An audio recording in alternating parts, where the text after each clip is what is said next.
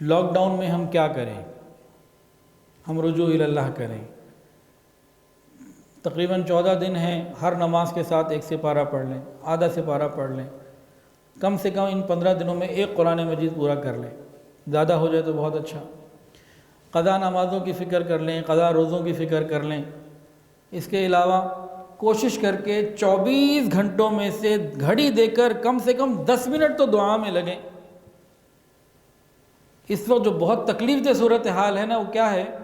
1400 سال میں بہت برے حالات امت کے اوپر آئے ہیں، اس سے زیادہ برے حالات بھی امت پر آئے ہیں، لیکن ان تمام حالات میں امت کا رجوع اللہ بہت زیادہ بڑھ جاتا تھا۔ آج ہمارا رجوع اللہ نہیں بڑھ رہا۔ رجوع اللہ کی جگہ سارا رجوع انٹرنیٹ ہے، انٹر انٹو دی نیٹ۔ کسی کو نماز کی ماشاءاللہ پرواہ نہیں، کہیں سے قرآن کی آواز نہیں آ رہی، کوئی دعاؤں کے لیے ہاتھ نہیں کھڑے ہو رہے۔ یہ بہت بڑی کمی ہے، اللہ ہماری حفاظت فرمائے۔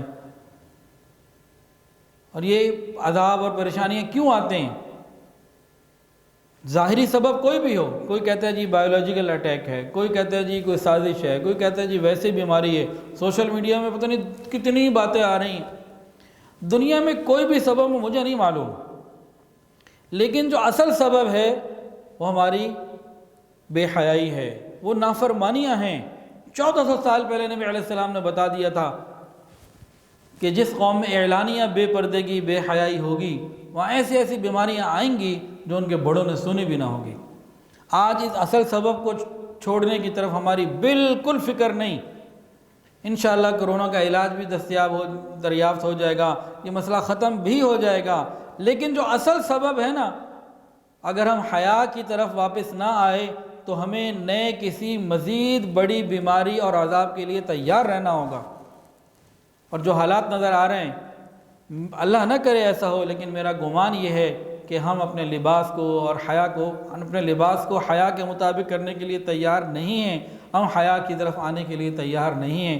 یہ جو بھی تکلیف عذاب پوری دنیا پہ آیا ہوا ہے، یہ گزر جائے گا، اس کے بعد ہمیں کسی اور اگلی تکلیف کے لیے تیار رہنا ہوگا، کیونکہ اصل سبب ہم ختم نہیں کر رہے،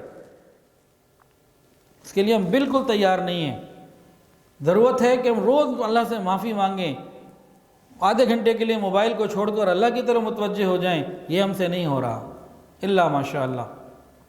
تو بھئی 24 گھنٹوں میں گھر بیٹھے ہونا تو یہ چاہیے خوب دعائیں ہوں، لیکن کم سے کم 10 منٹ تو اللہ کے سامنے ہاتھ کھڑے کریں، ہم سے تو یہ بھی نہیں ہو رہا۔